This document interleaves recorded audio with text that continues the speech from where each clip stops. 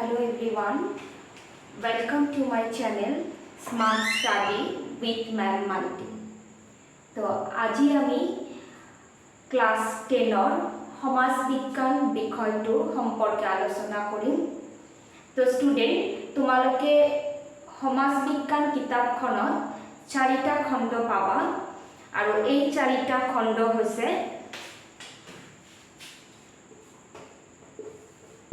राजनीति विज्ञान,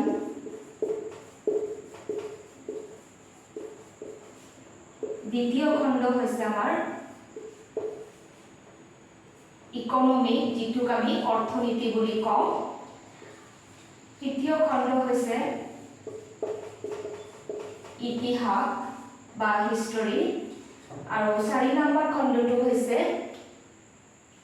ভূগোল জিওগ্ৰাফি। তো তোমালোকৰ যেটো সোশিয়াল সায়েন্স সাবজেক্ট আছে সেই সাবজেক্টখন এই 4টা খণ্ডলৈ গঠিত হৈছে। তো আজি আমি সমাজ বিজ্ঞানৰ প্ৰথম খণ্ড ৰাজনীতি বিজ্ঞান কিতাপখনৰ প্ৰথম অধ্যায় ভাৰতীয় গণতন্ত্ৰ সম্পৰ্কে আলোচনা কৰিম।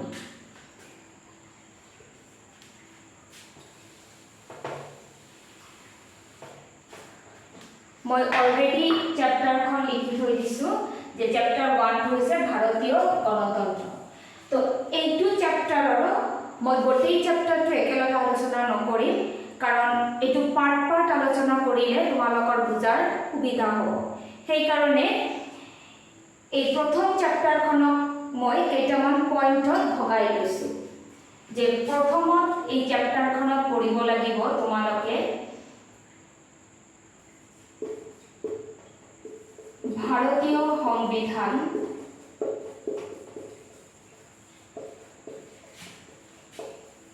ৰচনাৰ ইতিহাস।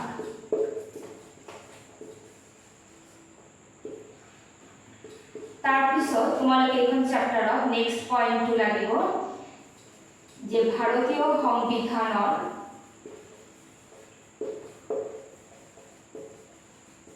আদৰ্শ বা নীতি। থাৰ্ড এইটো চ্যাপ্টাৰত আহিব যে ভাৰতীয় ৰাজনৈতিক ব্যৱস্থা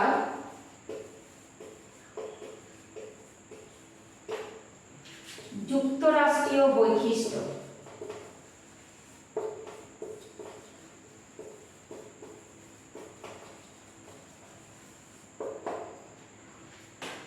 আৰু 4 নম্বৰ পইণ্টটো ইয়াতে আহিব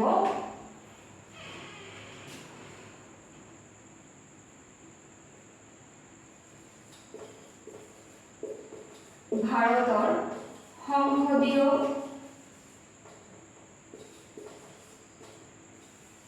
গণতন্ত্ৰ।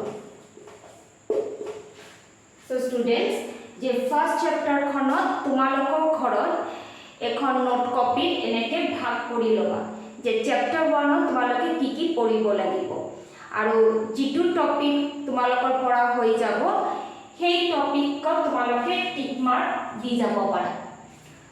আৰু লগতে তোমালোকে এটা কাম কৰিব পাৰা, সাপোজ আজি মই যেনেকুৱা ফাৰ্স্ট চ্যাপ্টাৰটো মই ফাৰ্স্ট পইণ্টটো মই ডিসকাস কৰিম আৰু এই টপিকটো কি কোশ্চেন হয় বা কোনটো কোশ্চেন ইম্পৰ্টেন্ট কোনটো পইণ্ট ইম্পৰ্টেন্ট তোমালোকে পইণ্টটো লিখি তাৰ তলত সাব পইণ্ট হিচাপে লিখি থব পাৰা যেটো তোমাৰ এক্সামৰ টাইমত ৰিভিশনৰ কাৰণে হেল্প হ'ব। তো এইটো এটা বহুত ইম্পৰ্টেন্ট টিপস মই তোমালোকক দিলো। তো সেই কাৰণে ময়ো ডিসকাস কৰাৰ সময়ত এনেকে ভগাই দিছো তোমালোকৰ বুজাৰ সুবিধাৰ কাৰণে। তো আজি আমি এই 4টাৰ ভিতৰত আমি ফাৰ্স্ট পয়েন্টটো ডিসকাস কৰিম যেটো হল ভাৰতীয় সংবিধান ৰচনাৰ ইতিহাস।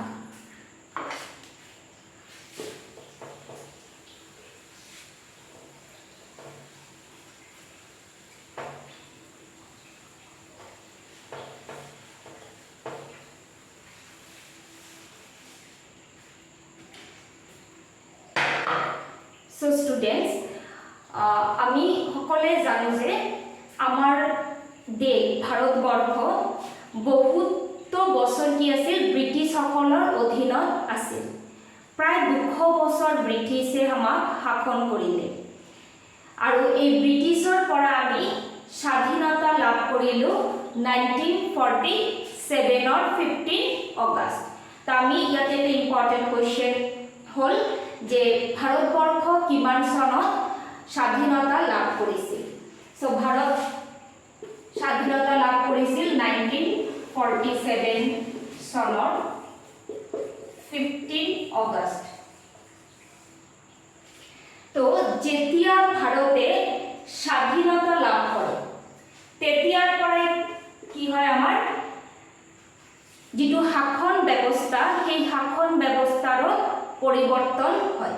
কাৰণ যেতিয়া আমাক ব্ৰিটিছে শাসন কৰিলে তেতিয়া সেই শাসন ব্যৱস্থাটো আছিল ঔপনিবেশবাদ বা সাম্ৰাজ্যবাদ আৰু ব্ৰিটিছৰ আগত যিটো শাসন ব্যৱস্থা আছিল সেইটো আছিল ৰাজতন্ত্ৰ।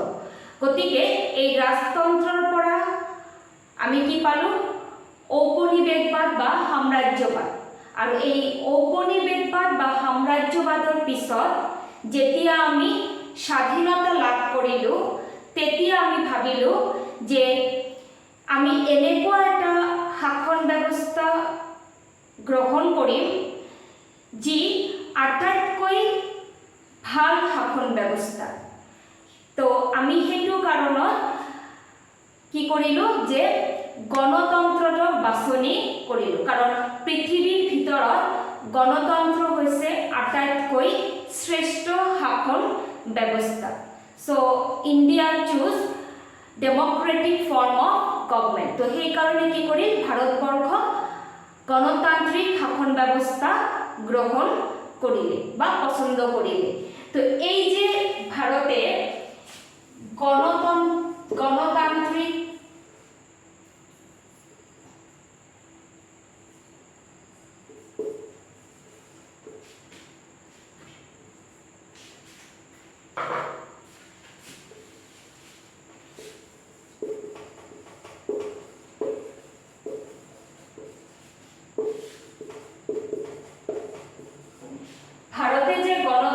শাসন ব্যৱস্থা গ্ৰহণ কৰিলে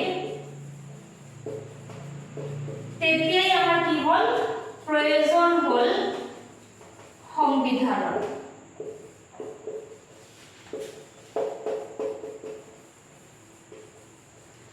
তো তোমালোকে বুজি পালা যে গণতন্ত্ৰ অহাৰ লগে লগে আমাৰ কিহৰ প্ৰয়োজন হ'ল সংবিধানৰ প্ৰয়োজন হ'ল। কাৰণ যদি আমি গণতান্ত্ৰিক শাসন ব্যৱস্থা ভালদৰে চলাই ল'ব বিচাৰোঁ তেতিয়াহ'লে আমাৰ এখন লিখিত সংবিধানৰ যথেষ্ট প্ৰয়োজন আছে। কাৰণ ভাৰতবৰ্ষ ইমান বিশাল দেশ, তাক যদি আমি সুস্থভাৱে পৰিচালনা কৰিবলৈ যাওঁ তেতিয়াহ'লে আমাক নীতি নিয়মৰ প্ৰয়োজন আছে। আৰু সেইকাৰণে কোৱা হয় যে সংবিধান আৰু গণতন্ত্ৰ এটা আন্তৰ পৰিপূৰক। অৰ্থাৎ ভাল সংবিধান অবিহনে গণতন্ত্ৰ চলিব নোৱাৰে। ঠিক তেনেদৰে আমি যদি গণতন্ত্ৰক সাকসেস কৰিব বিচাৰোঁ তেতিয়াহ'লেও আমাৰ এটা ভাল সংবিধানৰ প্ৰয়োজন আছে। তো তোমালোকে এইখিনি বুজি পালা যে আমি ব্ৰিটিছৰ শাসনৰ পিছত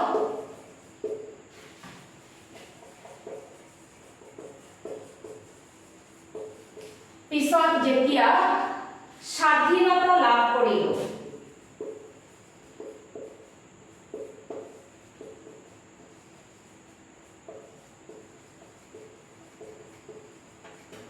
ব্ৰিটিছৰ শাসনৰ পিছত যেতিয়া আমি স্বাধীনতা লাভ কৰিলোঁ আমি কি গ্ৰহণ কৰিলোঁ গণতান্ত্ৰিক শাসন ব্যৱস্থা। আৰু এই গণতান্ত্ৰিক শাসন ব্যৱস্থা গ্ৰহণৰ কথা চিন্তা কৰাৰ লগে লগে আমাৰ প্ৰয়োজন হ'ল এখন সংবিধানৰ। তো তেতিয়াৰ পৰাই আমাৰ কি আহিল সংবিধান ৰচনাৰ কাম আহি গ'ল। এতিয়া সংবিধান ৰচনাটো কেতিয়াৰ পৰা আৰম্ভ হ'ল যে যদিও আমি স্বাধীনতা লাভ কৰিলো 1947 কিন্তু এই সংবিধান ৰচনাৰ যেটো প্ৰয়োজন সেইটো কিন্তু আমাৰ স্বাধীনতাৰ আগৰ পৰাই আৰম্ভ হৈছিল প্ৰক্ৰিয়াটো আৰম্ভ হ'ল আমাৰ 1945 কাৰণ 1945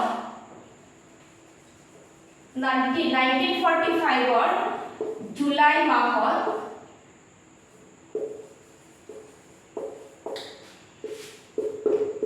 ইংলেণ্ডত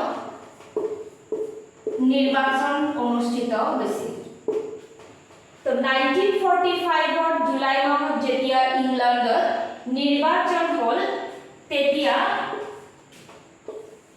লেবাৰ পাৰ্টি অৰ্থাৎ শ্ৰমিক দলে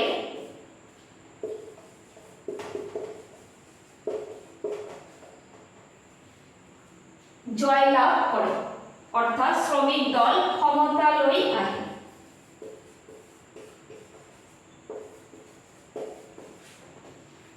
আৰু এই শ্ৰমিক দল যেতিয়া সৰকাৰ গঠন কৰিলে তেতিয়া কি হল তেওঁলোকে ইন্ডিয়া স্বাধীনতা দিয়াৰ কথা চিন্তা কৰিলে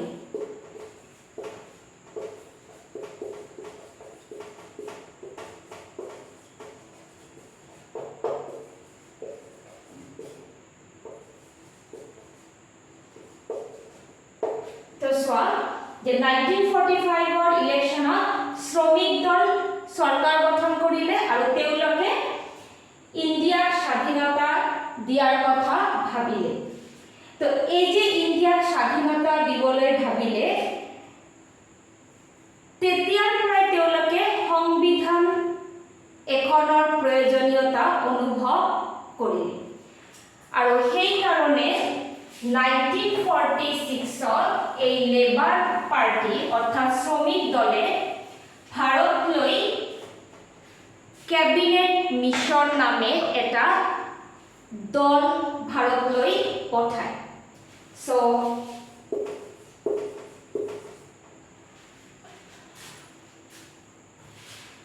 1946 মাৰ্চ মাহত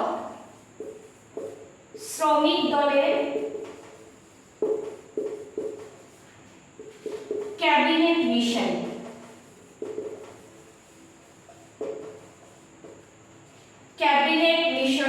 ভারতলৈ প্রেরণ করে আর এই ক্যাবিনেট মিশনত মেম্বার অর্থাৎ সদস্য আছিল 3 জন তো এই ক্যাবিনেট মিশনত কিয় পঠাইছিল যে ক্যাবিনেট মিশনে কি কৰিব যে সংবিধান ৰচনাৰ কাৰণে যিখিনি প্ৰয়োজনীয় পদক্ষেপ গ্ৰহণ কৰিব লাগে যিখিনি এৰেঞ্জমেন্ট কৰিব লাগে সেই এৰেঞ্জমেন্টখিনি সেই প্ৰয়োজনীয় কামখিনি কৰিব ক্যাবিনেট মিশন আৰু এই ক্যাবিনেট মিশনৰ তৎপৰতা অৰ্থাৎ এই কমিশনে লোৱা চেষ্টাৰ কাৰণে কি হল 1946 সংবিধান সভা গঠন কৰা হ'ল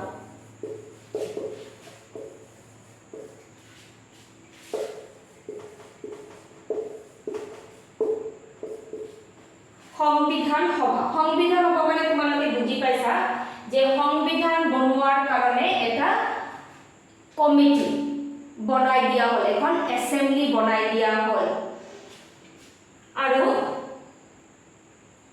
এই সংবিধান সভাৰ এটা ফাৰ্স্ট মিটিংটো পতা হল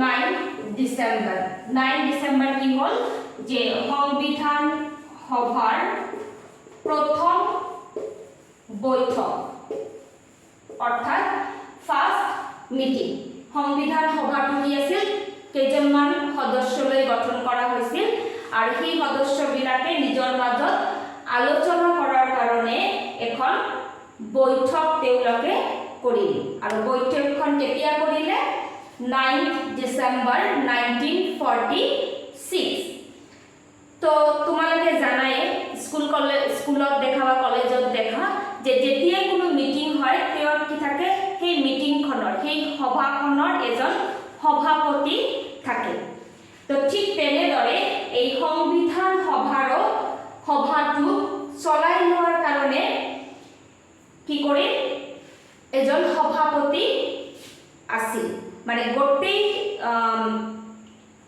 মিটিংখনত গোটেই সভাখনক সভাপতিত্ব কৰিছিল ডক্টৰ সচিবানন্দ সিনহা আৰু এই মিটিংখনতে ডক্টৰ ৰাজেন্দ্ৰ প্ৰসাদক স্থায়ী অর্থাৎ পার্মানেন্ট প্রেসিডেন্ট হিসাবে স্থায়ী সভাপতি হিসাবে নিযুক্তি দিয়া হয় বা নির্বাচন করা হয় যে সংবিধান সভার স্থায়ী সভাপতি কাক বনোৱা হল ডক্টৰ ৰাজেন্দ্ৰ প্ৰসাদ আৰু গোটেই মিটিংটো সভাপতিত্ব কোনে কৰিলে ডক্টৰ সচিবানন্দ সিনহা তো এইখিনি তোমালোকে কিছুমান শৰ্ট কোশ্চেন পাবা যেনেকুৱা 1945 নিৰ্বাচনত ইংলেণ্ডত কোনটো ৰাজনৈতিক দলে সৰকাৰ গঠন কৰিছিল তো এনসাৰটো কি হ'ব শ্ৰমিক দল তাৰ পিছত যেনেকুৱা কোশ্চেন হ'ব পাৰে যে ব্ৰিটিছ চৰকাৰে কিমান চনত ভাৰতত ক্যাবিনেট মিশন পঠাইছিল आंसर কি হ'ব 1946 তাৰ পিছত যেনেকুৱা ক্যাবিনেট মিশনত কিমান সদস্য আছিল आंसर 3 জন ঠিক তেনেদৰে নেক্সট কোশ্চেন আহিব যে সংবিধান সভা কেতিয়া গঠন কৰা হৈছিল সো 1946 নেক্সট যেনেকুৱা যে সংবিধান সভাৰ প্ৰথম বৈঠক কেতিয়া হৈছিল So it will be 9th December 1946. That is a question, very important question যেটো হেতু হৈছে যে সংবিধান সভাৰ সভাপতি কোন আছিল তো তেতিয়া আমি কি লিখিব লাগিব ডক্টৰ ৰাজেন্দ্ৰ প্ৰসাদ তো এইখিনিৰ পৰা তোমালোকৰ এনেকুৱা সৰু সৰু কোশ্চেন থাকিব 1 মাৰ্কৰ বা কেতিয়াবা দুটা কোশ্চেন মিলাই দিব পাৰে যেনেকুৱা সংবিধান সভা কেতিয়া গঠন কৰা হৈছিল আৰু এই সভাৰ সভাপতি কোন আছে তেতিয়া 1 + 1 2 মাৰ্ক থাকিব সো 1 আৰু 2 মাৰ্কৰ কাৰণে এইখিনি ইম্পৰ্টেন্ট হয়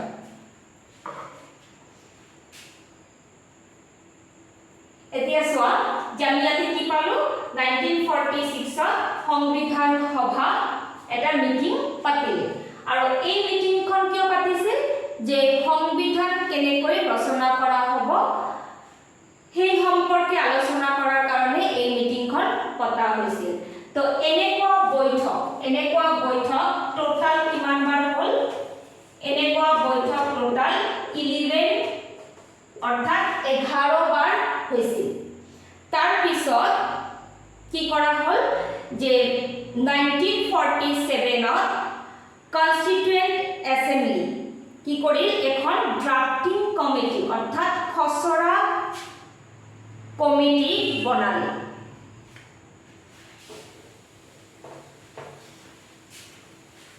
সো সংবিধান সভাৰ পিছত কি আহিল খসৰা কমিটি সো খসৰা কমিটিটো কেতিয়া হৈছিল 29 August 1947 তাৰ মানে আমি স্বাধীনতা পোৱাৰ পিছত এই খসৰা কমিটিটো কোনে বনালে এইটো বনালে সংবিধান সভা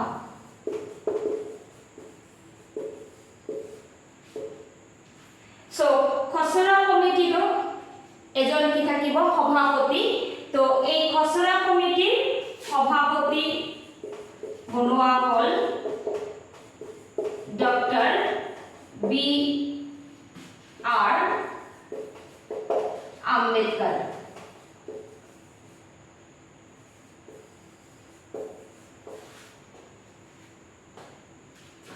এই খসড়া কমিটিৰ টোটাল সদস্য আছিল 7 জন।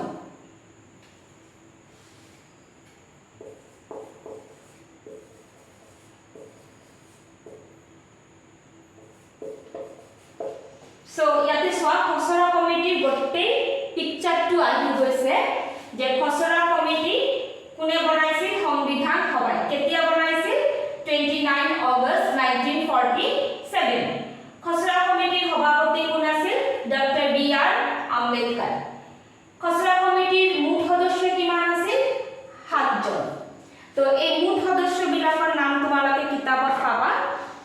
মই পঢ়ি দিছো যে খসড়া কমিটিৰ সদস্যসকল হ'ল ডক্টৰ বি.আৰ. আম্বেদকাৰ, তেওঁ চেয়াৰম্যান আছিল, N Gopalaswami Ayyangar, Alladi Krishnaswami Ayyar, K M Munshi, Syed Mohammad Saadullah, N Madhav Rao, DP Khaitan. তো এই 7 জন আছিল খসড়া কমিটিৰ সদস্য। তো ইয়াতে তোমালোকে এক্সামৰ কাৰণে 2 জন সদস্যৰ নাম এটলিষ্ট মনত ৰাখিবা। তো এজনটো তোমালোকৰ মনতেই থাকিব, সভাপতি, কাৰণ এইটো সেপাৰেট কোৱেশ্চন আহিব। লগতে তোমালোকে যিকোনো এজনৰ নাম মনত ৰাখিব পাৰা, যেনেকুৱা কে এম মুন্সি, এইটো সৰু হয় আৰু ইজি হয়। তো তোমালোকে ডক্টৰ বি.আৰ. আম্বেদকাৰৰ লগত কে এম মুন্সি এই নামটো মনত ৰাখিলে তোমালোকৰ এক্সামৰ কাৰণে সুবিধা হ'ব। তো এইখিনিৰ পৰা তোমালোকে এনেকুৱা শৰ্ট কোৱেশ্চন বিলাক পাবা।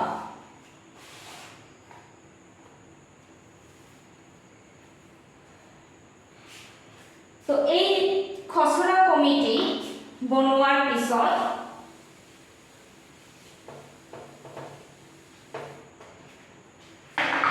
খসড়া কমিটি কি কৰা হ'ল? সংবিধান বনোৱাৰ গোটেই দায়িত্বটো তেওঁলোকক দিয়া হ'ল। সো স্টুডেন্টস, আমাৰ এই খসড়া কমিটিয়ে যাক সংবিধান সভাই গোটেই দায়িত্ব প্ৰদান কৰিলে সংবিধান ৰচনাৰ কাৰণে, তেওঁলোকে এই সংবিধানখন ৰচনা কৰাতে প্ৰায় 3 বছৰ সময় ল'লে। তো প্ৰায় 3 বছৰ তেওঁলোকে কাম কৰাৰ পিছত 1949 26 নৱেম্বৰ এই খসড়া কমিটিয়ে কি কৰিল যে সংবিধানৰ খসড়াখন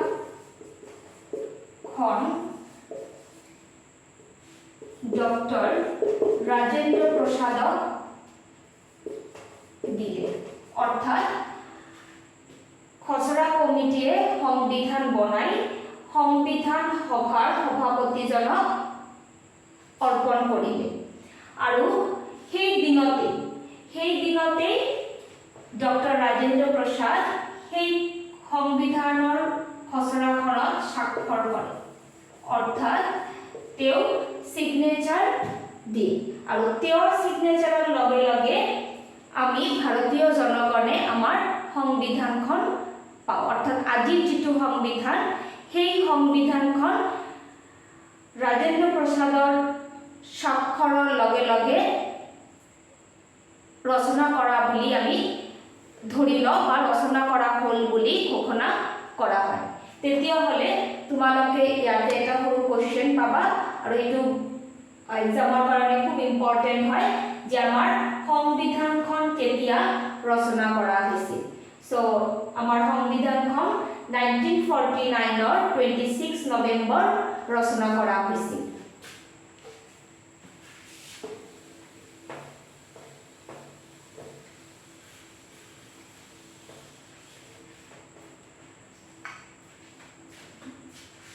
কাৰণত তেতিয়াৰ পৰা ই কাৰ্যকাৰী হোৱা নাছিল। সো আমাৰ সংবিধানখন কাৰ্যকাৰী কৰা হয় 1950 চনৰ 26 জানুৱাৰী। কি হয়? সংবিধানখন বলবৎ কৰা হয়।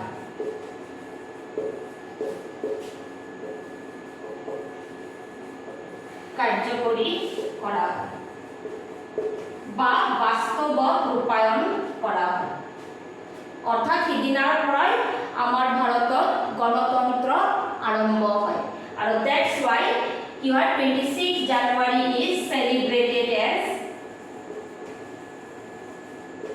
ৰিপাবলিক ডে যে অসমীয়াত কি হ'ব প্ৰজাতন্ত্ৰ দিৱস আমি সবে 26 জানুৱাৰীটো পালন কৰোঁ ৰিপাবলিক ডে হিসাবে কিয় পালন কৰোঁ কাৰণ সেই পাৰ্টিকুলাৰ ডেটত আমাৰ সংবিধানটো কাৰ্যকাৰী কৰা হয় অৰ্থাৎ আমাৰ গণতন্ত্ৰ শাসন ব্যৱস্থাটো আসল অৰ্থত আৰম্ভ হয় তো এই 1950 26 জানুৱাৰীৰ পৰা যেতিয়া আমাৰ সংবিধানখন কাৰ্যকাৰী কৰা হ'ল তেতিয়া সেইখিনিতে আমাৰ কি হ'ল সংবিধান ৰচনাৰ ইতিহাসটো শেষ হ'ল আৰু যিমান দিনলৈকে আমাৰ অৰ্থাৎ ইয়াতে তোমালোকে এটা কথা মন কৰিবা যে স্বাধীনতাৰ পৰা অৰ্থাৎ 1947 15 আগষ্টৰ পৰা 1950 26 জানুৱাৰী এই সময়লৈকে মানে এই সময়খিনিতে কি হয় আমাৰ সংবিধানৰ কামটো চলি আছিল ফাইনাল হোৱা নাছিল তো ইয়াতে ফাইনাল হ'ল তো এই যে এই সময়খিনিত আমি কোনটো ৰুলস মতে কোনটো নিয়ম মানি আমি আমাৰ দেশটো শাসন কৰিম তো এই সময়খিনিত কি হয় যে ভাৰত চৰকাৰ আইন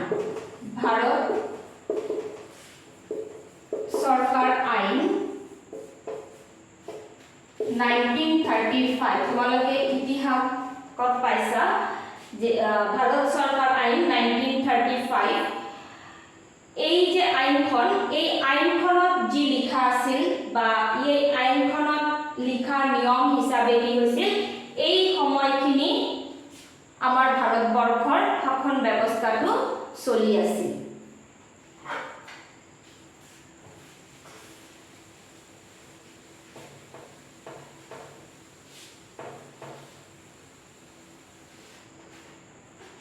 তো এইখিনি আছিল আমাৰ সংবিধান ৰচনাৰ ইতিহাস